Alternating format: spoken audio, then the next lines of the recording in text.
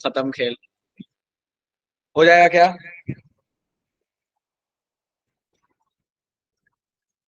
आ गया था, चलो बढ़िया। ठीक है।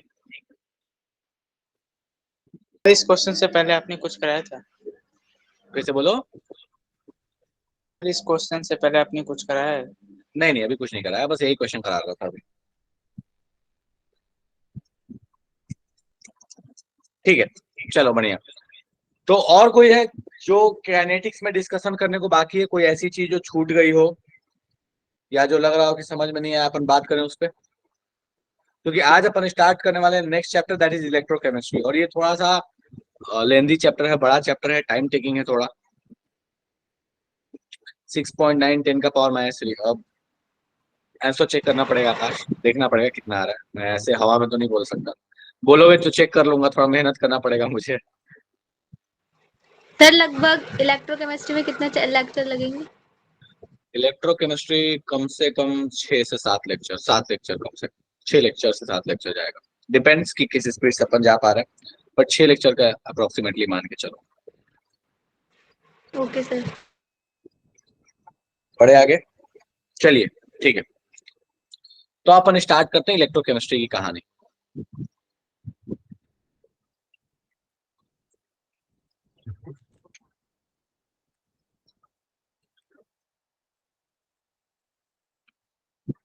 ठीक है, लिख दिया मैंने।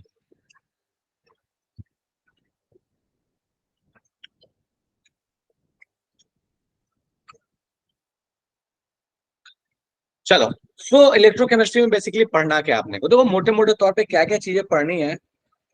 गूगल पे बिल्कुल आकाश मिल जाएगा, रिसेंट ईयर का है, बिल्कुल मिलेगा, चेक करो। सो बेसिकली इलेक्ट्रोकेमिस्ट्री अपन पढ़ने वाले हैं सबसे पहले सेल के बारे में। डैनियल सेल, गैल्वेनिक सेल क्या होता है इसके बारे में, ठीक है। इसके बाद अपन पढ़ने वाले हैं नर्स्ट इक्वेशन के बारे में।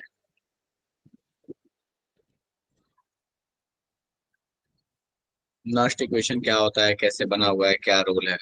अब जब नर्स्ट इक्वेशन पढ़ेंगे तो यहीं पे बात कर लेंगे अपन सेल पोटेंशियल वगैरह का, रिडक्शन पोटेंशियल, ऑक्सीडेशन पोटेंशियल, सारी चीजों के बारे में। नेक्स्ट इसके बाद अपन बात करने वाले हैं कंडक्टिविटी और कंडक्टेंस के रिलेटेड।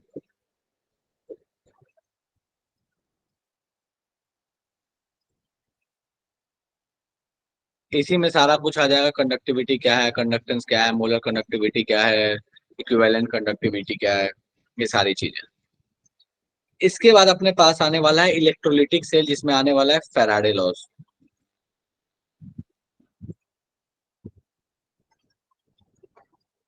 फैराडे लॉ के बारे में, जो कि बहुत इंपॉर्टेंट है।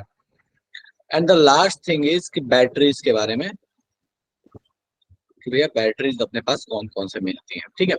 तो यही अपने पास मेन मेजर टॉपिक्स हैं। सेल क्या होता है, कैसे बनता है, किस किस तरह के सेल्स होते हैं, फिर उसके बाद रिडक्शन पोटेंशियल, ऑक्सीडेशन पोटेंशियल क्या चीज है, नर्स्ट इक्वेशन कैसे एप्लीकेबल होता है, कंडक्टिविटी रिलेटेड कोलारुस लॉ क्या होता है, पोलर कंडक्टिविटी क्या होता है, इनफाइनाइट डाइल्यूशन पे क्या होता है, वीक इलेक्ट्रोलाइट के लिए स्ट्रॉन्ग इलेक्ट्रोलाइट के लिए कहानी कैसे चल रही होती है।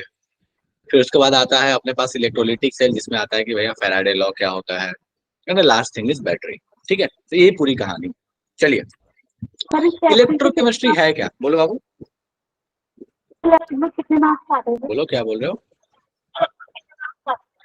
देखो, ऑन एन एवरेज तुम मान के चलो कि नीट में अगर मैं बात करूं तो हर साल एक क्वेश्चन तो कम से कम आया है, ठीक है, अगर नीट की मैं बात कर रहा हूँ तो। और जेई में बात करूँ तो कभी एक कभी दो, कभी एक कभी दो, मतलब जेई में अगर मैं बात करूँ तो देखो मैं एग्जैक्ट, देखो मैं तुम्हें ना सारे चैप्टर्स के ना परसेंटेज बता देता हूँ। जेई वाला, नीट वाला तो मेरे पास अभी डेटा नहीं है, बट मैं पिछले 3 साल का जेई का परसेंटेज बता देता हूँ कि देखो जेई में कौन से चैप्टर के कितने आए हुए। रुक जाओ, मैं एक स्लाइड शेयर कर दूंगा, 2 मिनट का मुझे बस टाइम दे दो, कि कौन से चैप्टर के क्या परसेंटेज रहे हैं जेई का। नीट वाला तो मैं बाद में कर दूंगा, अभी जेई वाला फिलहाल करता हूँ, ठीक है, 2 मिनट। हाँ हाँ, वेटेज मैं शेयर करता हूँ, 2 मिनट रुक जाओ बस।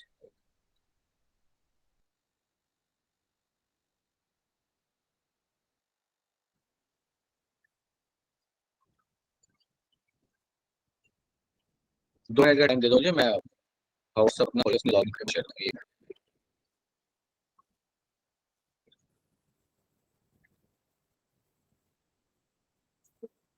और सिलेबस का लोड नहीं है, अपन जो कोर्स प्लानर है उससे आगे ही चल रहे हैं, तो उसमें कोई दिक्कत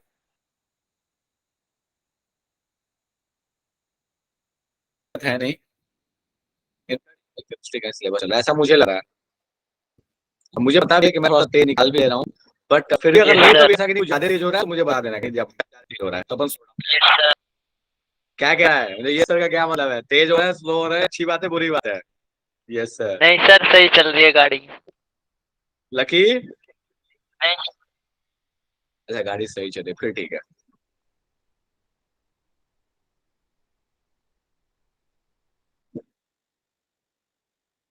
थोड़ा अच्छा चैप्टर दिया, टाइम टेकिंग है।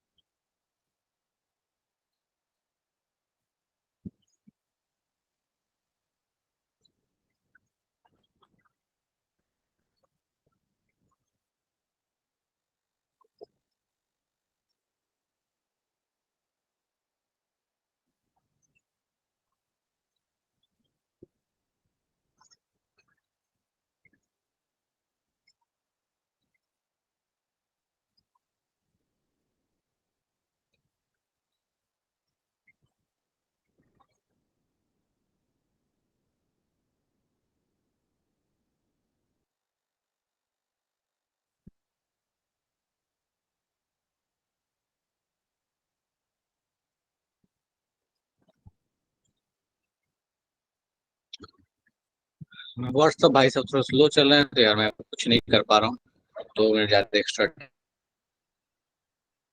ट्राइंग माई बेस्ट कि जल्दी खुल जाए। और इस भाई साहब को पता नहीं क्या दिक्कत हुआ, खुल जाए भाई मेरे।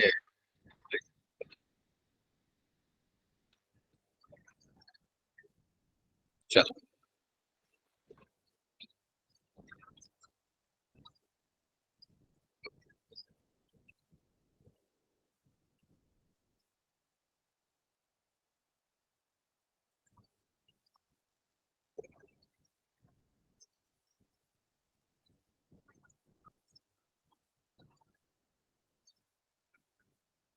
हो गया, डाउनलोड हो गया बस एक।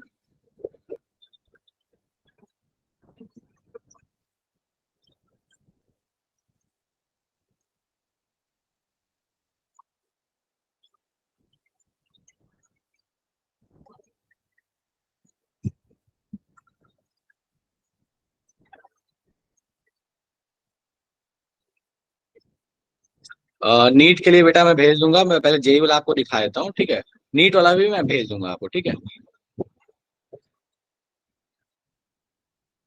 नीट वाला मुझे थोड़ा ढूंढना पड़ेगा बट मैं भेज जरूर दूंगा। जेई वाला मेरे पास पड़ा हुआ था, मैं कल ही देख रहा था इसको, इसलिए थोड़ा मेरे लिए अभी शेयर करना आसान है ठीक है। सो आई एस सबको दिख रहा है क्या ये स्क्रीन जो शेयर किया मैंने? Yes yes sir. सर। दिख रहा है? चलो ठीक है। तो किसी और की मेहनत है और हम लोगों ने इसको हाईजैक कर लिया है, कोई बात नहीं, किसी की मेहनत हो अपने को काम से मतलब है। सो अपने पास कहानी जो है केमिस्ट्री के रिगार्डिंग वो कुछ ऐसी है, बना रहे मेन चीज पे आ रहे हैं।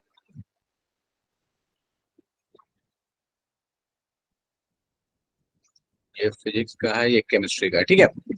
तो देखो केमिस्ट्री का अगर आप ध्यान से देखोगे ना, तो 3 सालों में कहानी कैसी है? तो 2021 का पेपर सबसे आसान था, 2022 कंपैरेटिवली थोड़ा ज्यादा मुश्किल था, ठीक है।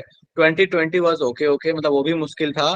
2021 का पेपर सबसे आसान आया था केमिस्ट्री का, ठीक है, ऑन एन एवरेज, ठीक है। चलो, मैथ्स भाई साहब को तुम सामने सामने देख सकते हो, हमेशा से मतलब डिफिकल्टी लेवल मैथ्स हमेशा मानते। अब देखो यहाँ पे एक बड़ी इंपॉर्टेंट सी चीज,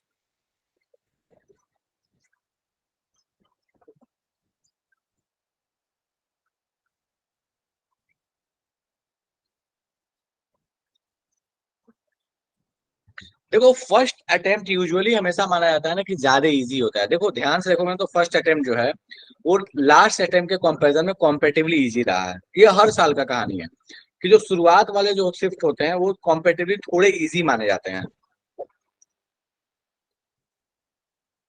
खैर चलो, इस सब पे बाद में बात होगी कभी, जो अपने काम की चीज उस पर बात करते हैं। हाँ, केमिस्ट्री ये हो गया, ये हो गया, क्लास वाइज वेटेज।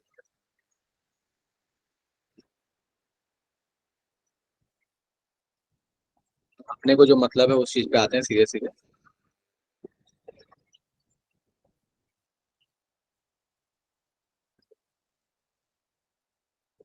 ये फिजिक्स का है, ये अपने पास केमिस्ट्री का। देखो, तो केमिस्ट्री में कहानी कैसी चल रही है? तो अगर आप गौर से देखिए तो आपको सबसे अधिक जो वेटेज दिख रहा है वो आपको दिख रहा है मोल कॉन्सेप्ट का, दैट इज 3.9%। देखो 3.9% का मतलब क्या है मोटा मोटी तौर पे? 3.9% का मतलब अगर आप 4% के आसपास किसी का वेटेज है तो फॉर श्योर शॉर्ट मानो कि वो हर पेपर में एक क्वेश्चन तो आया है उसका। 4% का मतलब है कि हर पेपर में एक क्वेश्चन तो आया है, क्योंकि ऑन एन एवरेज मान लो 25 क्वेश्चन है, 25 क्वेश्चन के लिए आप 4% है, मतलब 25 क्वेश्चन में एक क्वेश्चन तो वो है जो आपके पास चैप्टर मेंशन है। तो आप मान के चलो कि जैसे basic concept, structure of atom, thermodynamics, electrochemistry और सॉल्यूशंस, इनफैक्ट काइनेटिक्स, ये काइनेटिक्स तक की कहानी ऐसी है कि लगभग हर पेपर में एक क्वेश्चन तो आपको मिल रहा है, मतलब 3-3.25% तक भी है तो हर पेपर में एक क्वेश्चन तो आपको मिलने वाला है, उससे आप बच नहीं सकते। उसके बाद आते हैं रेडॉक्स, मतलब ऑन एन एवरेज 2 पेपर में एक क्वेश्चन है मोटा मोटी तौर पे। सरफेस केमिस्ट्री वही सीन है, आयनिक का भी मोटा मोटी वही सीन है, सर स्टेट्स ऑफ मैटर का भी वही सीन है, इक्विलिब्रियम और सॉलिड स्टेट की भी कहानी वैसी ही है। इक्विलिब्रियम और सॉलिड स्टेट की तो कहानी ऐसी है कि हर 3 पेपर में से एक पेपर में आपको ये क्वेश्चन मिलने वाले हैं, ठीक है। या तो कोई 3 पेपर में से एक पेपर में आपको या तो इक्विलिब्रियम मिलेगा या तो सॉलिड स्टेट मिलेगा, वैसी वाली कहानी है, ठीक है। अच्छा, इक्विलिब्रियम और सॉलिड स्टेट की कहानी है कैसी? तो पेपर हमेशा इजी आए, इसके टफ पेपर तो क्वेश्चन आते ही नहीं है। तो अगर आप इसमें ध्यान से देखिएगा ना इस एनालिसिस में, तो जो मैं आपको कहना चाहता हूँ, जो आपके लिए शिकारी चैप्टर है, मतलब वो आपको हर हाल में ना प्रिपेयर्ड होने चाहिए, उसके क्वेश्चंस नहीं छूटने चाहिए, ठीक है। मोल कॉन्सेप्ट सबसे पहला, structure of atom, thermodynamics, I agree कि अगर क्वेश्चन थोड़ा घुमा फिरा के ट्रिकी दे दे तो can be difficult. Electrochemistry can be difficult, और इलेक्ट्रोकेमिस्ट्री के अच्छे क्वेश्चंस आते हैं, ठीक है। सॉल्यूशंस नहीं छूटना चाहिए, काइनेटिक्स नहीं छूटना चाहिए, रेडॉक्स में अगर मेमोरी बेस्ड नहीं दिया रिएक्शन वाला तो नहीं छूटना चाहिए। सरफेस केमिस्ट्री मेमोरी बेस्ड है, छूट सकता है ऊट पटांग क्वेश्चन दे दिया तो ऊपर के जो कम से कम 5-6 चैप्टर है ना, उसमें अगर मैं थर्मो को हटा दूं, तो थर्मो को हटा दिया जाए अगर, तो आपके पास जितने चैप्टर हैं वो सारे चैप्टर ऐसे हैं, जितने चैप्टर्स आपको ऊपर में 5 दिख रहे हैं कम से कम, जो 3% से ऊपर वाले हैं, वो आपको कंप्लीट होने चाहिए, मतलब उसके क्वेश्चन नहीं छूटने चाहिए। अगर मैं थर्मो की बात हटा दूं तो, जिसे हर साल कम मतलब आपको एक क्वेश्चन तो मिलने वाला है, उसमें थर्मो को छोड़ के लगभग सबके क्वेश्चन आप आराम से हिट कर सकते हैं, कोई दिक्कत नहीं है। नीचे आते हैं, अब आते हैं इधर देखो ऑर्गेनिक में सबसे इंपॉर्टेंट, मतलब केमिस्ट्री में कोई एक ऐसा चैप्टर जिससे सबसे अधिक क्वेश्चन पूछा जाता है, दैट इज जीओसी। जीओसी क्योंकि जीओसी क्या है, अपने आप में चैप्टर नहीं है, वो बहुत सारी चीजों का ना कलेक्शन है। वो acidic strength, basic strength, nucleophilic strength, effect सारे, resonance, hyper conjugation, inductive, stability of cation, anion, nomenclature, isomerism, सब जीओसी में आ जाता है टोटल।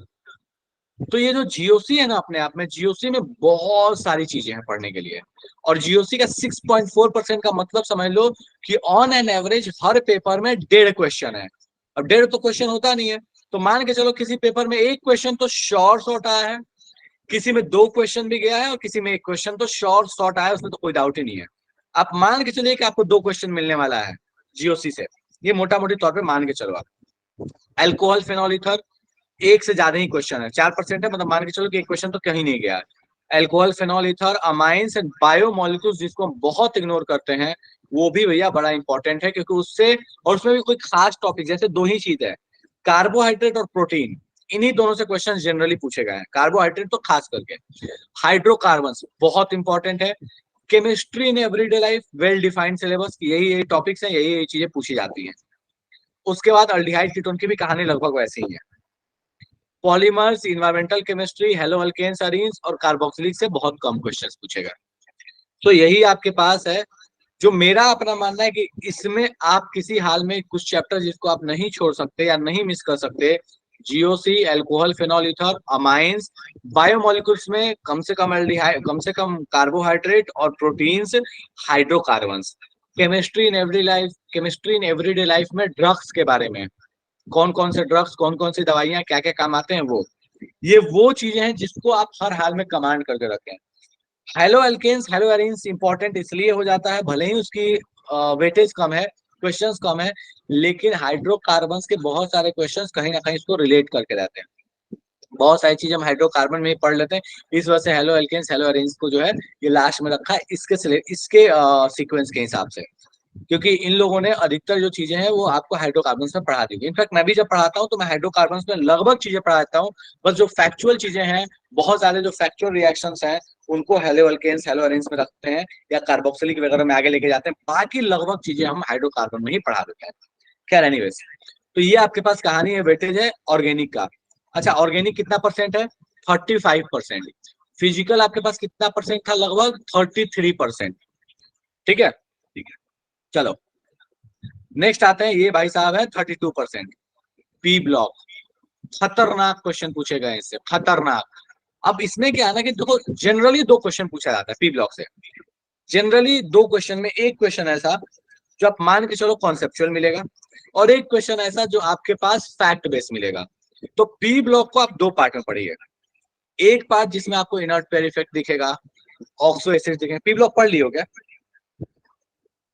चल रहा है सर अभी। सर चल रहा है अभी। ठीक है, अभी चल रहा है, ठीक है।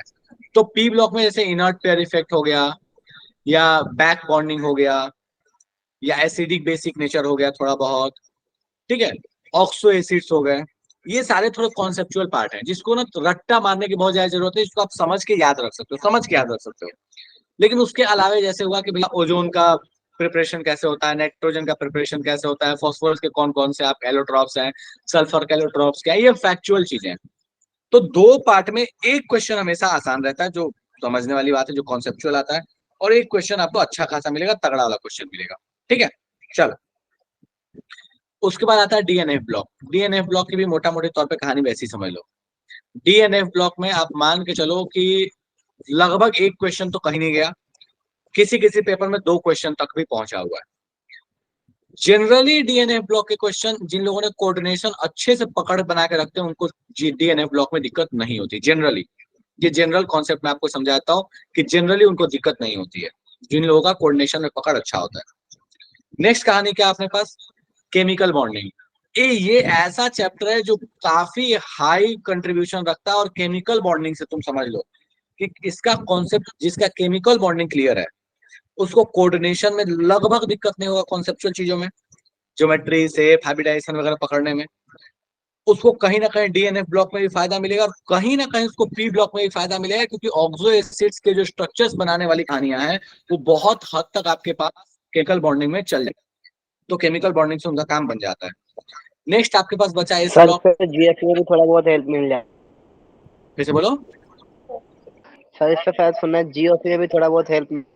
बिल्कुल, केमिकल बॉन्डिंग ऐसा चैप्टर है देखो, कुछ एक चैप्टर ऐसे है ना बाबू, जिसका यूज आपको हर जगह है। बेसिक कॉन्सेप्ट ऑफ केमिस्ट्री, उससे आप नहीं बच सकते, मतलब मोल्स, आप अगर नहीं, आपको मोल्स में दिक्कत है, मोलारिटी वगैरह में दिक्कत है, तो आप फंसे के रहिएगा, आप कभी, मतलब आपके लिए हमेशा वो समस्या देगा, आपको हमेशा फंसाएगा। आपको अगर केमिकल बॉन्डिंग में दिक्कत है, स्ट्रक्चर, ज्योमेट्री, हाइब्रिडाइजेशन, अगर हाइब्रिडाइजेशन ही निकालने नहीं आता तो हम कैसे बताएंगे कि भैया sp की इलेक्ट्रोनेगेटिविटी ज्यादा है तो वहां से हाइड्रोजन निकलेगा। अगर आपने वो कार्बन के साथ नाइट्रोजन के साथ एसिडी के स्ट्रेंथ का कंपैरिजन दे दिया तो हम कैसे बताएंगे। तो इस वजह से केमिकल बॉन्डिंग बहुत ज्यादा इंपॉर्टेंट बन जाता है और उसका यूज तो भर भर के है। नेक्स्ट अपने पास कहानी है इस ब्लॉक में। इस ब्लॉक में क्या है ना कि पीरियडिक टेबल जो ईमानदारी से पढ़ोगे, खास करके रेडियस ट्रेंड, उसके बाद अपने पास आयोनाइजेशन इंथैल्पी का ट्रेंड, इलेक्ट्रॉन गन इंथैल्पी का ट्रेंड, थोड़ा सा कलर वाली चीज की कौन सा कैसा फ्लेम देता है जलाने पे, कि भैया कैल्शियम को जलाना है तो क्रिम्सन रेड दे रहा है, सोडियम येलो दे रहा है, ये वाली कहानी। तो इससे आपको इस ब्लॉक में दिक्कत नहीं होगा। प्रेडिक्टेबल तरीके से पढ़ो। प्रेडिक्टेबल का फायदा क्या है कि जब तरीके से पढ़ते हैं तो वहीं पे लेंथेनाइट कॉन्ट्रैक्शन एक्टिनाइट कॉन्ट्रैक्शन लपेट लेते हैं, डायगोनल रिलेशनशिप को लपेट लेते हैं, पेयर इफेक्ट को लपेट लेते हैं। तो उससे आपको पी ब्लॉक डीएनएफ ब्लॉक का भी बहुत सारा जो बेसिक कॉन्सेप्ट है वो पकड़ में आ जाएगा। हाइड्रोजन में कुछ फैक्चुअल चीजें हैं, पीओसी की तो मैं बात ही नहीं करता। तो इन ये सारे, हाँ मेटलर्जी जो है, मेटलर्जी में क्या हुआ ना पिछले कुछ सालों में जो मैंने ट्रेंड देखा है और से क्वेश्चन पूछने का, और से रिलेटेड और बेसिक कॉन्सेप्ट रिलेटेड, मतलब एनसीईआरटी का जो इंट्रो वाला पार्ट है ना वहां से क्वेश्चन पूछने का। तो इस चीज को भी जरा ध्यान रखना है कि मेटलर्जी को थोड़ा हम इग्नोर तो कर देते हैं बट इससे भी लगभग हर साल एक क्वेश्चन आ रहे हैं, एक क्वेश्चन तो हर साल आ जा रहा है।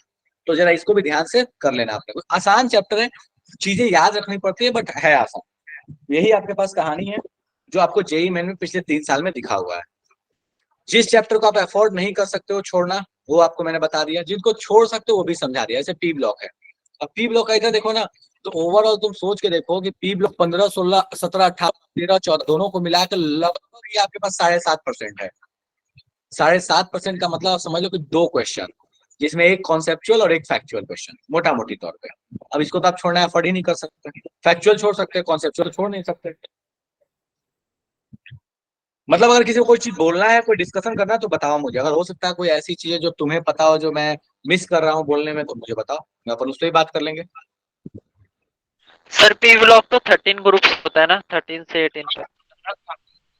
13 से 18 तक तो 13 एंड 14 ये 11th वाले हैं। मतलब जो नीचे में जो दिया है वो 11th वाला पार्ट है और ऊपर में जो दिया है 12th वाला पार्ट है। अच्छा ओके सर। ठीक है। और पूजा हाफ एन आवर हो गया नीट वाला। देखो एक्चुअली नीट वाला मेरे पास है नहीं, ठीक है, तो मुझे जरा मेहनत करना पड़ेगा उसको ढूंढने के लिए। मैं अगले क्लास में सर मैं ट्राई करता हूँ, मैं नीट वाला निकाल। बोलो, किसी के पास है तो भेज दो, मैं शेयर कर देता हूँ, मैं डिस्कस करता हूँ उस पर। सर इसकी पीडीएफ भेज दो जेई वाले की। सर पीडीएफ शेयर कर देना। हाँ पीडीएफ मैं शेयर कर दूंगा, कोई दिक्कत नहीं, मैं ग्रुप में डाल दूंगा आपके, ठीक है। सर ये हाँ प्रैक्टिकल पूजा केमिस्ट्री शेयर क्या कर है? दूंगा, ठीक है। पीओसी जिसमें जैसे जेल्डा इफेक्ट जो पढ़ते हैं, ये जितने भी आप रिएक्शंस बेस्ड पढ़ते हैं, कि उसमें ये चीज जैसे मान लो जेल्डा, जेल्डा रिएक्शन वगैरह दे दिया, या आपके पास मान लो कि सॉल्ट एनालिसिस दे दिया, कौन कौन से ग्रुप वाले सॉल्ट हैं, उनमें क्या क्या क्या क्या कौन कौन से टेस्ट किए जाते हैं, किस तरीके से किए जाते हैं, दैट इज पीओसी, ठीक है। या देखो पीओसी का मैं एक बताता हूँ, एनसीईआरटी में बिल्कुल लास्ट के जो सेक्शंस होते हैं ना, मतलब किसी भी ऑर्गेनिक केमिस्ट्री केमिस्ट्री में उठा लो तुम, जो लास्ट में थोड़ा बहुत टेस्ट वेस्ट दिए होते हैं।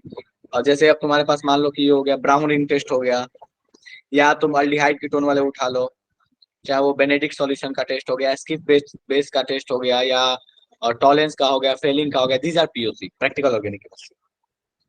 पूजा शेयर कर रहे हो बेटा, ठीक है करो।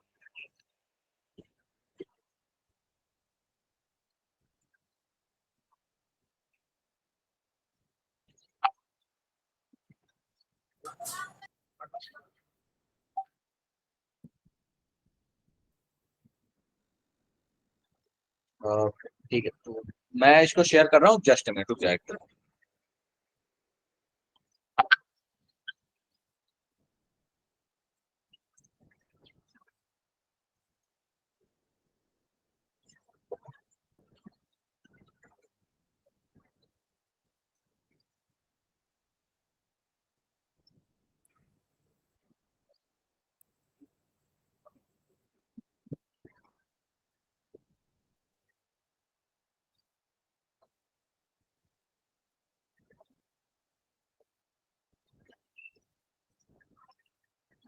एक मिनट।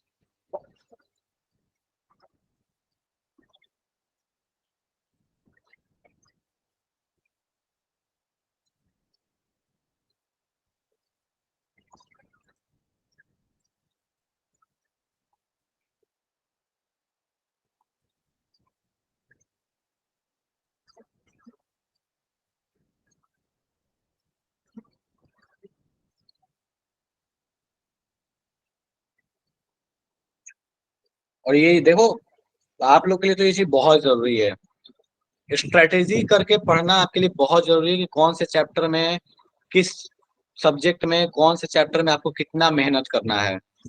ऐवे ही पढ़ोगे तो बहुत दिक्कत देगा।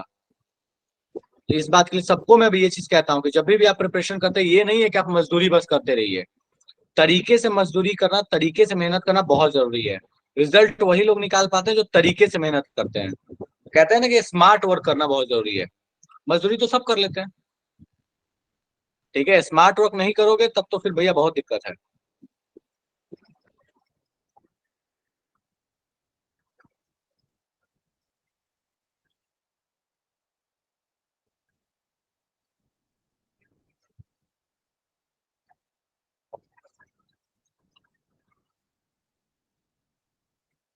चलो, तो पूजा ने मुझे ये भेजा है, आई गेस शेयर कर पाया हूँ क्या मैं आपके साथ।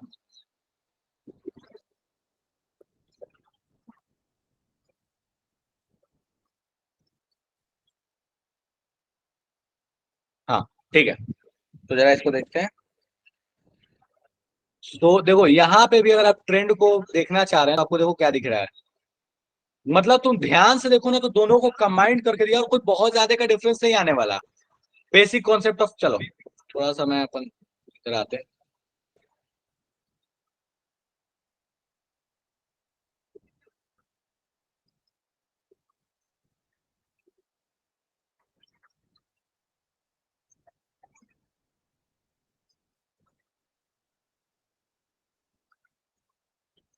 चलिए कोई बात नहीं।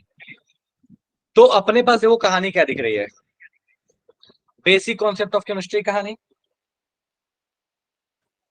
ऑन एन एवरेज लगभग हर साल एक क्वेश्चन, ऑन एन एवरेज देखो यहाँ लगभग हर साल एक क्वेश्चन। इसमें कुछ चलता है क्या ऐसे, तो कुछ तो कर दिया। सर जेई वाले जा सकते हैं? फिर से बोल बाबू। सर हम जा सकते हैं? देखो अब तो मतलब टाइम है नहीं, मैं ज्यादा कुछ पढ़ाऊंगा नहीं ऑब्वियसली, अब तो टाइम नहीं बचा हुआ है। ठीक है, लेकिन थोड़ा सा अगर टाइम बच गया तो थोड़ा सा सेल के बारे में इंट्रोडक्शन दूंगा। 2 मिनट रुक या 5 मिनट रुकने में क्या जाता है। ठीक है, तो बेसिक कॉन्सेप्ट का हर साल लगभग ऑन एन एवरेज एक क्वेश्चन, एटॉमिक स्ट्रक्चर का 2 क्वेश्चन, पीरियडिसिटी एक क्वेश्चन, केमिकल बॉन्डिंग देखो भर भर के पूछा है, भर भर के। सेम वहां कहानी था, केमिकल बॉन्डिंग वहां भी यहाँ भी। मतलब यहाँ तो देखो 2015 में 5 क्वेश्चन, ठीक है, 3 क्वेश्चन के मतलब मान के चलो 3 क्वेश्चन से तुम कहीं नहीं बचे। स्टेट्स ऑफ मैटर पिछले कुछ मतलब इधर के कुछ ट्रेंड तो है नहीं, इधर देखो 2-2 क्वेश्चन है बट इधर कोई क्वेश्चन का ट्रेंड नहीं है। थर्मोडायनेमिक्स 2-1-2-1 सेम वही कहानी। इक्विलिब्रियम में पिछला साल भले पूछ दिया था बट मान के चलो अच्छा इक्विलिब्रियम में यहाँ दोनों इंक्लूडेड है, मतलब आपके पास आयनिक भी और केमिकल भी है। रेडॉक्स एक क्वेश्चन, कभी वो भी पूछा नहीं पूछा। हाइड्रोजन एक क्वेश्चन, पूछा नहीं पूछा। S block on an average 2 question हर साल पूछा है, इंपॉर्टेंट बन जाता है। पी ब्लॉक उतना इंपॉर्टेंट नहीं है जितना जेई वालों के लिए इंपॉर्टेंट है। जेई में लगभग हर साल 3 क्वेश्चन पहुंच रहा है, 2 से 3 क्वेश्चन। 2 क्वेश्चन तो कहीं नहीं गया है, यहाँ पे भी 2 से 3 क्वेश्चन है। बट ऐसा नहीं है जैसे इसमें तो 45 क्वेश्चन होते हैं, तो परसेंटेज वाइज उतना वेटेज नहीं है जितना जेई वालों का वेटेज है। Organic chemistry basic principle GOC 2 से 3 क्वेश्चन। हाइड्रोकार्बन एक, नीचे ये इन्वायरमेंटल वगैरह हो गया, ठीक है जी।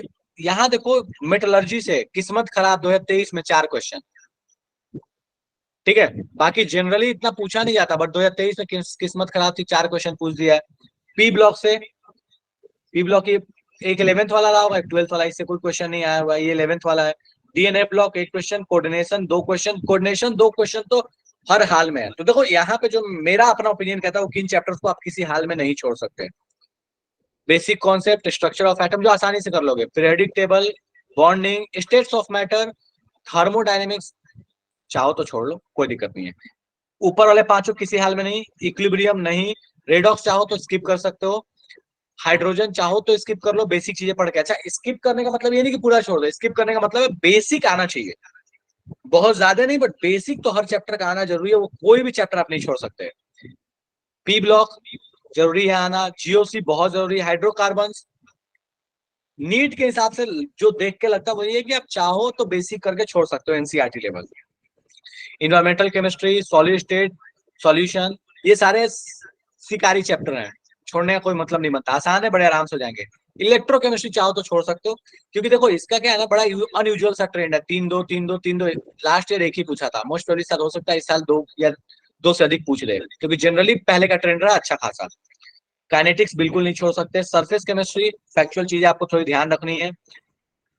मेटलर्जी तो भैया बहुत इंपॉर्टेंट हो गया, जो लास्ट ईयर इसने किया हुआ है। बी ब्लॉक 11th क्लास वाला उतना इंपॉर्टेंट नहीं है।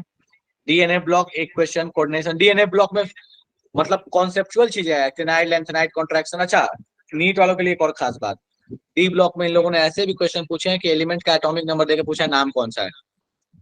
तो आपको तो नाम भी याद रखना है, जेई वालों के साथ तो ये दुर्गति नहीं हुई है, लेकिन नीट में ये हुआ है कि एटॉमिक नंबर देके नाम पूछ लिया, बताओ कौन सा एलिमेंट है ये। ठीक है, तो ये इंपॉर्टेंट आपको इस पर्सपेक्टिव में भी हो जाता है। नीचे आ जाओ, तो आपके पास वही कोऑर्डिनेशन कंपाउंड की कहानी है। अल्कोहल फेनॉल ईथर बिल्कुल नहीं छोड़ सकते, अल्डिहाइड कीटोन नहीं छोड़ सकते, नाइट्रोजन कंटेनिंग सर नहीं छोड़ हमसे ये सकते। लोग पीरियोडिक टेबल भी क्या है? फिर से बोलो। हमारे साथ तो नहीं किया था, लेकिन पीरियोडिक टेबल। बिल्कुल, पीरियडिक टेबल तो तुम मान के चलो कि तुम उससे बच नहीं सकते। मतलब जेई वालों में तो ऐसा नहीं हुआ कि एटॉमिक नंबर देके पूछा है। मैं लास्ट ईयर की बात बता रहा हूँ, मैं अगर भूल नहीं रहा तो 72 या 78 समथिंग एटॉमिक नंबर देके पूछा था, बताइए कौन सा एलिमेंट है ये। नाम पूछ दिया था, 4 ऑप्शन दे दिया था, तो ऐसा वाला सीन है। तो आपको सर इतने पीरियडिक कौन टेबल याद याद करता है? क्या कर सकते हो, पूछ लिया तो याद रखना है। और कोई एग्जाम में अगर आ गया तो सिलेबस बन गया, फिर तो उसका उपाय नहीं है। अब तो ये समझ लेना है कि भैया आपको वो याद रखना ही पड़ेगा। खास करके एफ ब्लॉक और डी ब्लॉक वाले, वो एस ब्लॉक और पी ब्लॉक नहीं पूछने वाला, बिस्मत नहीं पूछने वाला तुमसे। पूछेगा कुछ भी, सीरियम पूछेगा उठा के, कुछ भी पूछेगा उठा के, क्या करोगे उसमें। हाँ बिल्कुल, एफ ब्लॉक से ही पूछते हैं, बिल्कुल सही बात है सानिया। अगर मैं नहीं भूला तो अगर किसी के पास है क्वेश्चन या किसी ने दिया हो एग्जाम, तो मुझे बताओ। लास्ट या लास्ट टू लास्ट ईयर पूछा था किसी ने, मतलब नीट नहीं पूछा था कि कौन सा एटॉमिक नंबर पे क्या एलिमेंट होता, कुछ इस तरह की कहानी थी। चलो एनीवेज, ठीक है। तो ये आपके पास कहानी हो गई, एनालिसिस हो गई। ठीक है, और भी मुझे किसी ने कुछ भेजा है क्या, जस्ट देख। पूजा, मैं बायोलॉजी तो क्या ही शेयर करूं, मुझे समझ में आएगी नहीं। फिर भी अगर बोलोगे तो मैं शेयर जरूर कर दूंगा, पर मुझे बायोलॉजी पता है नहीं। बोलो तो फिजिक्स में डिस्कस कर सकता हूँ, फिजिक्स के लिए दिक्कत नहीं है। चलो एक मिनट, मैं जेई वालों का पहले फिजिक्स डिस्कस करता हूँ। चलो 2 मिनट, मैं फिजिक्स डिस्कस करता हूँ, ठीक है।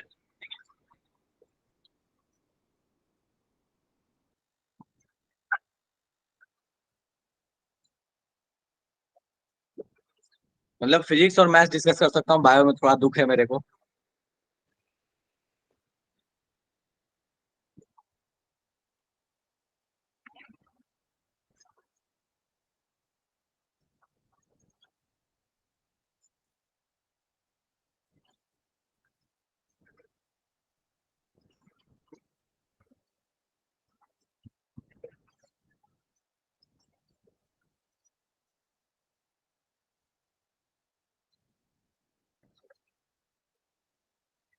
चलिए, तो जरा फिजिक्स की कहानी पे आते हैं।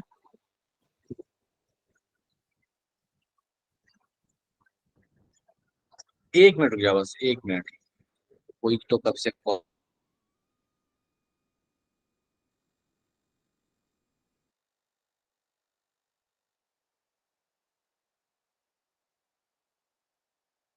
चलिए, तो ये है आपके पास फिजिक्स की कहानी। आ गया।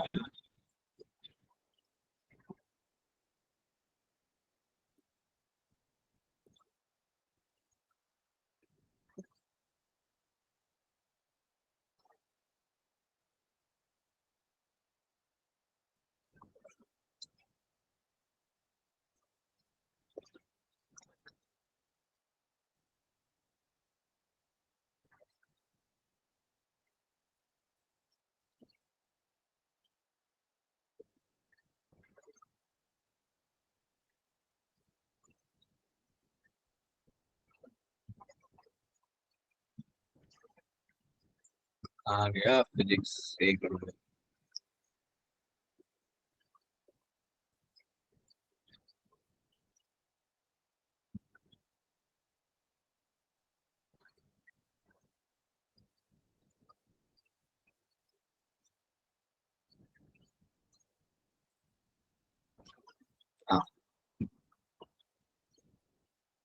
चलो, तो फिजिक्स की कहानी कुछ ऐसी है।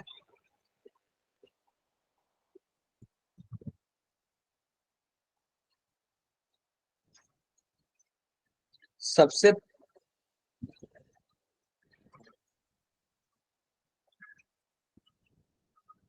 चलो ठीक है, तो लॉज ऑफ मोशन 4.7%। देखो लॉज ऑफ मोशन तो है भी, मतलब मेरा अपना मानना है कि एक ऐसा चैप्टर है जिसमें बड़े आराम से आप कर सकते हैं, कोई बहुत बहुत दिक्कत नहीं होने वाली। वर्क और एनर्जी, ग्रेविटेशन कर सकते हो। मोशन इन 1D और 2D का मेरा ऐसा मानना है कि बेसिक क्वेश्चन बड़े आराम से होते हैं, पर ऊट पटांग क्वेश्चन दे दिया बहुत ज्यादा उसमें, मतलब इंस्टेंटेनियस या डिफरेंशियल की कहानी दे दी, कुछ इस तरह की कहानी दे दी, तो थोड़ा डिफिकल्ट हो जाता है। बहुत बार मैंने देखा है बच्चों को, बहुत बार मैंने ऑब्जर्व किया, इनफैक्ट मैंने अपने टाइम में भी देखा है कि रोटेशनल पे खूब एनर्जी लगाते हैं कि भाई साहब रोटेशनल है, रोटेशनल है, रोटेशनल है। मेरा अपना मानना है ना कि रोटेशनल ऐसा वाहियात चैप्टर कोई नहीं है।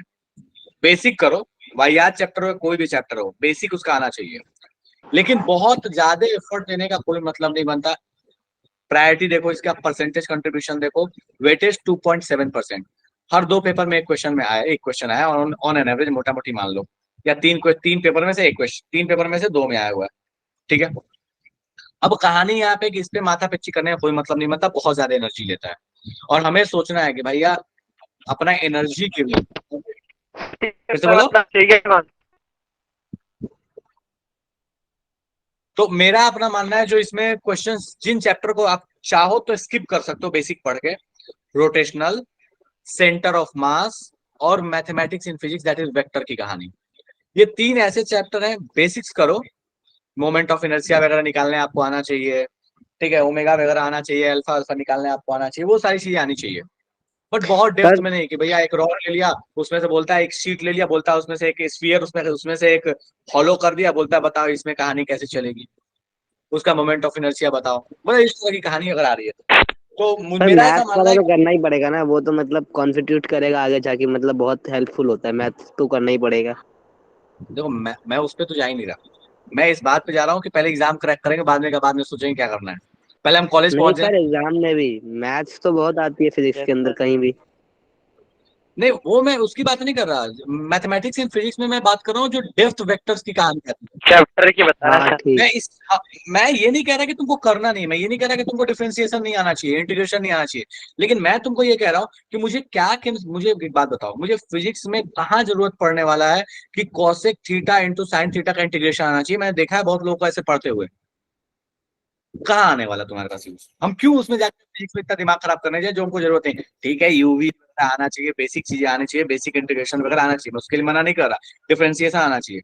लेकिन होता क्या है ना कि जब वो मैथ्स पढ़ने के बजाय ना, जो फिजिक्स में मैथ्स यूज होने वाला है, वो पढ़ने के बजाय प्रॉपर मैथ्स में चले जाते हैं, और मुझे उससे दिक्कत है। ठीक है, बस मेरा पॉइंट क्या है कि बेसिक आना चाहिए, ये उससे तुम स्किप नहीं कर सकते। हाँ, उसके बाद देखो, इधर आते हैं वेव्स वाला। मेरा ऐसा मानना है ना कि ये वेव एक ऐसा टॉपिक है, मैकेनिक्स का जो सेकंड पार्ट है, इसमें अगर आप ध्यान से देखिए ना, तो एसएचएम को हटा के जो तीनों अदर चैप्टर है ना, वो तीनों चैप्टर को बड़े प्यार से लपेट सकते हो। चाहे वो फ्लूइड मैकेनिक्स हो, चाहे वो वेव एंड साउंड हो, चाहे वो फ्लूइड प्रॉपर्टीज हो, किसी की भी बात कर रहे हैं। अगर मैं बात करूं एसएचएम को हटा दो, तो एसएचएम अपने आप में थोड़ा डिफिकल्ट है, तो एसएचएम को थोड़ा बेसिक लेवल पे करो, बाकी ये तीनों चैप्टर प्रॉपर सिकार है, डॉपलर्स इफेक्ट वगैरह प्रॉपर सिकार है एकदम। चाहो तो बड़े प्यार से, बड़े तरीके से इनको कर सकते हो, कोई दिक्कत नहीं होने वाला। नेक्स्ट आते हैं थर्मोडायनेमिक्स में। देखो थर्मोडायनेमिक्स की फायदा क्या है, फिजिक्स और केमिस्ट्री में लगभग, अगर आपने तरीके से केमिस्ट्री में भी पढ़ा है थर्मो, तो आपको फिजिक्स में बहुत हेल्प मिल जाएगा। बहुत, थोड़े बहुत साइन के डिफरेंसेस आते हैं, बट बेसिक कॉन्सेप्ट बहुत हद तक सेम है। केटीजी, थर्मो या थर्मल प्रॉपर्टीज। केटीजी और थर्मो की कहानी तो ऐसी है कि फिजिक्स में तरीके से करो, केमिस्ट्री में हेल्प मिलेगा, केमिस्ट्री में कर लो, फिजिक्स में मिल जाएगा, कोई दिक्कत नहीं है। तो अगर ये दोनों टॉपिक आपके अच्छे हैं, तो आपको दोनों में ही हेल्प मिलने वाला है। थर्मल प्रॉपर्टीज में तो आपको थोड़ी बहुत चीजें हैं, मतलब डायरेक्ट किसके किसके हिसाब से क्या प्रोपोर्शनल चलता है, टेम्परेचर का क्या डिफरेंस आने वाला, वही कहानी आपको पढ़ना है। इजी है सर, फॉर्मूला भी कर लेंगे तो हो तो जाएगा। बिल्कुल आराम से कर सकते हो। 12th के जो ये सेक्शन है इलेक्ट्रोमैग्नेटिज्म वाला, प्रॉपर शिकार है, प्रॉपर करंट, इलेक्ट्रिसिटी हुआ, मैग्नेटिज्म हुआ। ईएमआई को मैं अगर छोड़ दूं, और ईएमआई से तुम्हारे पास 2% का कंट्रीब्यूशन है, लेकिन ईएमआई को अगर छोड़ दिया जाए ना, तो चाहे वो करंट, इलेक्ट्रिसिटी हो, मैग्नेटिक इफेक्ट हो, एसी हो, कैपेसिटेंस हो, इलेक्ट्रोस्टैटिक हो, मैग्नेटिक प्रॉपर्टी ऑफ मैटर हो, ये सारे प्रॉपर शिकार है। ईएमआई के क्वेश्चंस अच्छे बनते हैं, बेसिक करके रखो, अच्छा क्वेश्चन आएगा, लिव इट, बात खत्म, कोई एक्स्ट्रा दिमाग नहीं लगाना इसमें। ऑप्टिक्स में रे और वेव ऑप्टिक्स दोनों प्रॉपर शिकार है, तुम इसको तरीके से कर सकते हो। तो मेरा अपना ओपिनियन है जिसपे तुम कम एफर्ट दो, इलेक्ट्रोमैग्नेटिक इंडक्शन, इधर से ईएमआई उठा लो, ठीक है। चलो मॉडर्न पे भी आता है। मॉडर्न में तो ये सारी कहानी वैसी है जो लगभग चीजें आप केमिस्ट्री में ही पढ़ चुके हो, और ये एकदम सारे के सारे चैप्टर ऐसे हैं जिसको आप तरीके से कीजिए, एकदम तरीके से कीजिए, क्योंकि भैया इससे क्वेश्चन बहुत आसान आते हैं। मिसलेनियस चैप्टर में सेमीकंडक्टर एकदम शिकार क्वेश्चन आता है, कम्युनिकेशन सिस्टम एकदम आसान क्वेश्चन आता है, इलेक्ट्रोमैग्नेटिक और सबसे क्वेश्चन आते हैं, मतलब 4% है तो हर साल एक क्वेश्चन तो फिक्स है। और मुझे अपने टाइम का याद है ना कि मुझे पता है मैंने सेमीकंडक्टर नहीं पढ़ के बहुत बड़ा गलती किया था। मेरे टाइम में गेट से क्वेश्चन आया था और मैं सॉल्व नहीं हुआ था क्योंकि मैंने गेट तक नहीं पढ़ा था। मुझे लगता था यार भाई आज चैप्टर क्या ही क्वेश्चन आएगा, और मुझे गेट के क्वेश्चन छोड़ने पड़े थे, तो मुझे अफसोस है उस चीज का। तो मैं आपको बता सकता हूँ कि सेमीकंडक्टर, कम्युनिकेशन सिस्टम, इलेक्ट्रोमैग्नेटिक थोड़ा बोरिंग चैप्टर है, बट इसको तरीके से करो, कोई दिक्कत नहीं। एक्सपेरिमेंटल फिजिक्स एकदम वाहियात है, कोई जरूरत नहीं एक्सपेरिमेंटल फिजिक्स में फालतू का दिमाग लगाने का, ठीक है। जिन चैप्टर को आप छोड़ सकते हैं, जो मेरा मानना है आप उनको छोड़िएगा तो आपको नुकसान नहीं होने वाला। ईएमआई छोड़ सकते हैं, इधर से आप छोड़ सकते हैं, मैकेनिक्स फर्स्ट पार्ट वाले में आप आ जाइए, उसको आप बड़े प्यार से छोड़ सकते हैं, जिसमें मैथमेटिक्स छोड़ सकते हो, बहुत डेप्थ में नहीं जाना। सेंटर ऑफ मास एकदम गोली मार दो उसको, कोई एक्स्ट्रा दिमाग नहीं लगाना। जावेद सर को मत कह देना मैंने ऐसा कहा था। Rotational sir centre of mass ही खत्म हुआ है। क्या सर सेंटर ऑफ मास ही खत्म हुआ है आज। हाँ, इसीलिए मैं कह रहा हूँ उनको कह मत देना ये बात, ठीक है। तो रोटेशनल बिल्कुल वाहियात है, कोई एक्स्ट्रा फालतू का एफर्ट देने की जरूरत नहीं है। मोशन इन 1D 2D मैंने बहुत लोगों को देखा है ना, बहुत बच्चों को देखा है जो प्रोजेक्टाइल में ना प्रॉपर रिसर्च कर रहे होते हैं कि इस टाइम पे भैया प्रोजेक्टाइल जो जा रहा है उसका इस सेकंड पे कौन सा मोशन आने वाला है, उसका ट्रेजेक्ट्री क्या आने वाला है, एकदम एक एक मतलब प्रॉपर रिसर्च करते हैं। मैं तुम्हें एक बात बता रहा हूँ, तुम्हें लाख वो सॉल्व करने आता हो, लाख ट्रेजेक्ट्री आता हो, चाहे कुछ भी आता हो, जिस भी लेवल पे तुम्हें आता हो, जब तुम एग्जाम में बैठोगे तुम्हें ऐसा लगेगा कि क्वेश्चन आता है पर मैं सॉल्व नहीं करूंगा या नहीं करूंगी क्योंकि ये बहुत टाइम टेकिंग है। मैं ये नहीं कह रहा कि प्रोजेक्टाइल छोड़ दो, मैं ये कह रहा हूँ कि जब ऐसे उठपटांग क्वेश्चन आने लगे, लिव इट। अब ये क्वेश्चन आ रहा है कि भैया फेंका है तो बताओ कितना टाइम ट्रेवल ले रहा है, किस एंगल पे जा रहा है, इस तरह के क्वेश्चन आ रहे हैं जो डायरेक्ट फॉर्मूला आ रहे हैं, बात खत्म, उनको तो करो। लेकिन ये जो वाहियात क्वेश्चन इनको छोड़ सकते हो। Okay sir. तो ये आपके पास कहानी है, मतलब थोड़ा बहुत डिस्कशन कर दिया मैंने, अब बाकी आपकी चॉइस है, आप कौन से चैप्टर में कितने कंफर्टेबल है, नहीं है, क्या करना चाहते हैं। बाकी अगर क्वेश्चन पूछना है तो तुम पूछ सकते हो, कोई दिक्कत नहीं है। मैथ्स के बारे में तो मुझे लगता है ना कि मुझे डिस्कस नहीं करना चाहिए, ठीक है, मैं शेयर कर दूंगा, तुम खुद से देख लेना।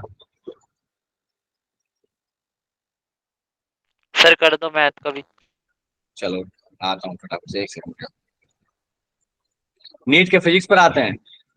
ठीक है पूजा, मैं देखता हूँ अगर टाइम बच पाया तो जरूर, थोड़ा सा मैं मैथ्स पे 2 मिनट टाइम देता हूँ, ज्यादा नहीं।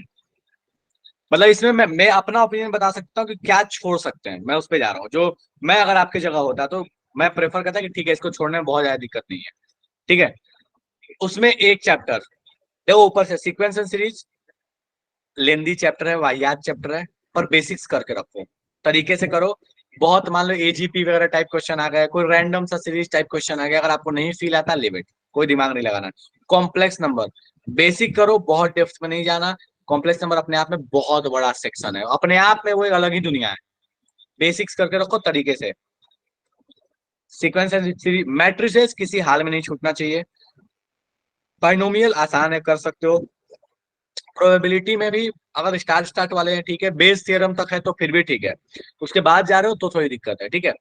रीजनिंग, मैथमेटिकल रीजनिंग बहुत इग्नोर करते हैं बच्चे। क्वेश्चन देखो हर साल एक क्वेश्चन आया है और आसान क्वेश्चन आता है। Permutation combination, sir easy chapter है। हाँ, और पीएनसी, मतलब मेरा अपना मानना है कि जितना पीएनसी में लोग रिसर्च करते हैं, जितने क्वेश्चंस के लिए रिसर्च करते हैं और जो उसका वेटेज है, दोनों एकदम बिल्कुल मैच नहीं करता। मैंने बहुत बच्चों को देखा है कि पीएनसी लाइक एकदम एक्सट्रीम रिसर्च करते हैं। बेसिक पीएनसी करो, बहुत ज्यादा रिसर्च की जरूरत नहीं, एक क्वेश्चन आना है, होगा होगा, नहीं होगा नहीं होगा। सर वो स्टैटिस्टिक्स, रिसर्च का ही टॉपिक है, उसमें कोई फॉर्मूला होता नहीं है, जो होता है कॉमन सेंस लगाना होता है, रिसर्च ही होता है उसमें। आई एग्री, मैं मना नहीं कर रहा, लेकिन मुझे एक बात बताओ, तुमको रिसर्च करने के लिए कितना टाइम अवेलेबल होगा एग्जाम में, मुझे सोच के बता एग्जाम में तो दो। नहीं हो पाने वाला सर। एग्जैक्टली मैं वही कह रहा हूँ, पीएनसी एक ऐसा टॉपिक है ना जो एक्चुअली करने में बहुत मजा आता है। मैं मैथ्स को पसंद नहीं करता, मतलब मुझे पता है कि मुझे मैथ्स से बहुत एलर्जी है, लेकिन मैं स्टिल कह रहा हूँ कि मुझे पता है कि मुझे पीएनसी अच्छा लगता था जब मैं पढ़ता था, तो क्योंकि उसमें ना सोचने में बड़ा मजा आता था। कि हाँ सर्कुलर टेबल है, यहाँ बैठा दिए, ऐसे ऐसे चेंज कर रहे हैं, कितने कितने पॉसिबिलिटीज है, क्या क्या ये एटीएम पिन सेट करना, तो सोचने में मजा आता है। पर पॉइंट क्या है कि मजा थोड़ी चाहिए मेरे को भाई एग्जाम निकालना है। मेरे को मजा लेने के लिए मैं 3 घंटा नहीं बैठा हूँ, बहुत सिंपल सी बात है।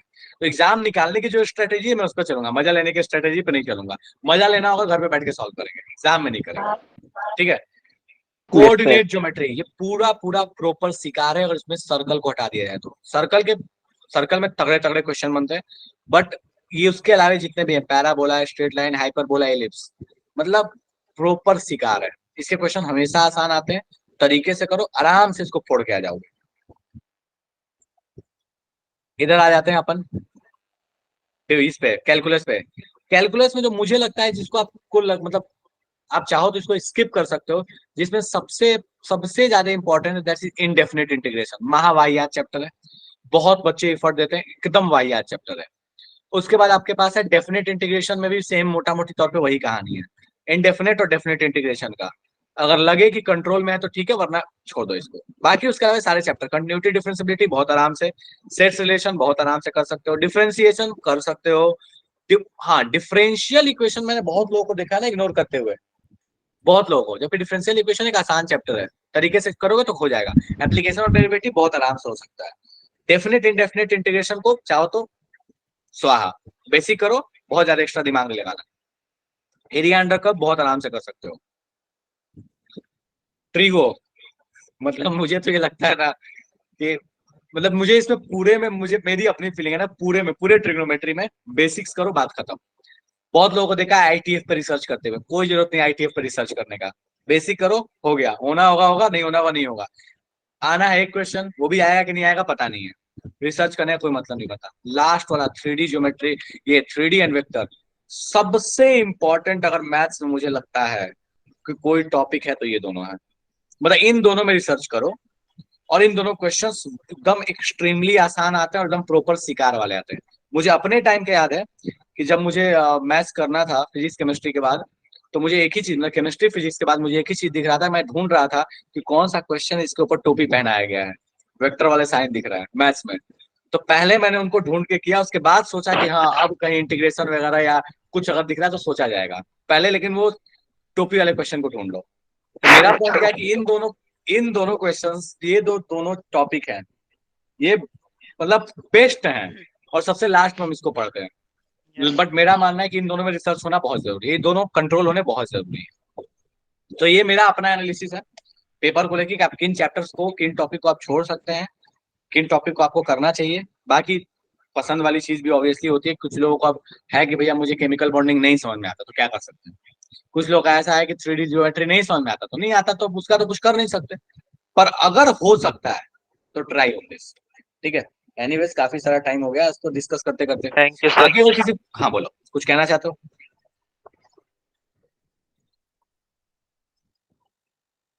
कोई अगर कुछ कहना चाहते हो तो बताओ फटाफट से। 3D क्वेश्चन बनते नहीं है, हरिओम। मतलब मुझे ऐसा लगता है, हो सकता है शायद 3D क्वेश्चन पिछले कुछ टाइम में हो सकता है ऐसे आए हो, और मैं पिछले कुछ टाइम में मैथ्स में टच में नहीं हूँ। पर मैं ये कह सकता हूँ, मैं जब प्रिपरेशन करता था तब मैं उसकी उस समय की बात बता देता हूँ कि जनरली 3D वेक्टर क्वेश्चंस आसान आते थे जनरली, और बाकी टफ तो कहीं भी आ सकता है, किसी चैप्टर में आता है। अब हर साल, हर 10 साल में ना किसी एक टॉपिक का ना क्वेश्चन एक तो टफ मिलेगा, वो चाहे मोल कॉन्सेप्ट ही क्यों ना हो। अब वो किस्मत उस साल के बच्चों की है कि भैया अगर मान लो इस साल मैं अपीयर होने गया और इस साल 3D क्वेश्चन टफ आ गया तो क्या कर सकते हैं, वो तो किस्मत की बात है। लेकिन ऑन जनरल 3D और वेक्टर क्वेश्चन आसान आते हैं, ये मेरा अपना मानना है। बाकी थोड़ी तो किस्मत है इसमें कि अगर वो इस साल सर जो आप क्वेश्चन कराते हैं सर, इसके अलावा और कौन कौन से क्वेश्चन करें सर? देखो मैंने तो बहुत स्टार्ट से आपको बता के रखा है कि आप एक बुक उठा लो नरेंद्र अवस्थी, उसको सॉल्व करो एटलीस्ट हर चैप्टर का लेवल 1। मैंने डिस्कस करने का भी किया था एटॉमिक स्ट्रक्चर में और किसी चैप्टर में, बट बहुत अच्छा रिस्पॉन्स नहीं आया तो मैंने छोड़ दिया। बट मैं हमेशा कहता हूँ देखो बिना प्रैक्टिस के तो ना होगा कुछ भी, प्रैक्टिस तो करना पड़ेगा, चाहे आप जहाँ से करो। हो सकता है किसी मॉड्यूल से करो, किसी ऑर्गेनाइजेशन के मॉड्यूल से, किसी कोचिंग के मॉड्यूल से, जहां से करना है करो। जितना अधिक से अधिक क्वेश्चन कर सकते हो करो। केमिस्ट्री में कम से कम पर चैप्टर आपके 250 क्वेश्चन सॉल्व होने चाहिए, कम से कम 250 से। जेई वालों के लिए बोल रहा हूँ, नीट वालों के लिए तो कम से कम 400 क्वेश्चन, वो भले मतलब हाफ लेवल के हों, लेवल 1 क्यों, लेकिन कम से कम 400 क्वेश्चन पर सब्जेक्ट, पर पर चैप्टर, चैप्टर। सब्जेक्ट नहीं बोल रहा, पर चैप्टर बोल रहा हूँ पर बाबू। चैप्टर। हाँ, और जो इंपॉर्टेंट चैप्टर उनको तो खास करके। अवस्थी में कौन से लेवल वाला क्वेश्चन, हरिओम अवस्थी में कम से कम लेवल 1, उसको तो नहीं छोड़ सकते। लेवल 2 कर लो, दैट इज गुड, बट कम से कम लेवल 1 आपको करना है अगर जेई मेन फोड़ना है तो। लेवल 1 तो आप अगर एडवांस करना चाहते हो तरीके से तो लेवल 1 लेवल 2 दोनों करो, नहीं तो लेवल 1 भी करोगे ना। और जेई में यार 99% जो लाता है ना उसको आईआईटी मिल जाता है, क्योंकि उसको पता है कि 99% अगर वो मेन में ला रहा है तो आईआईटी में भी वो इतना नंबर लेके जरूर आएगा कि उसको आराम से कॉलेज मिल जाएगा। वो 140 145 नंबर लेके आ जाएगा, 35-40% लेके आएगा। तो ऐसा नहीं है कि जेई मेन में जो कुछ अलग कर रहा है उसका एडवांस में पता नहीं क्या होगा नहीं होगा। जेई मेन की ईमानदारी से तैयारी एडवांस का रास्ता खोल देता है, इसमें कोई डाउट नहीं है। कोई बोलता है ना कि एडवांस के लिए बहुत अलग लेवल का एफर्ट देना पड़ता है, बाबू तब देना पड़ता है जब रैंक लेके आना है। कि हमने ये सोचा कि भैया मुझे 2000 से अंदर रैंक लेके आना है, मुझे 1000 से अंदर लेके आना है, तब नहीं एक्स्ट्रा एफर्ट देना होता। जब मुझे पता होता कि एडवांस आईआईटी में बस घुसना है। घुसने के लिए जेई मेन का ईमानदारी से तैयारी आपका टिकट है आईआईटी में घुसने का। चलिए ठीक है, तो अभी की सभा अपन यहीं पे विराम लगाते हैं और अगले क्लास में फिर आई कहानी कंटिन्यू करेंगे और ओके अगले क्लास सर, में हम करेंगे इलेक्ट्रोकेमिस्ट्री। चलो बाय बाय, टाटा। Bye bye sir.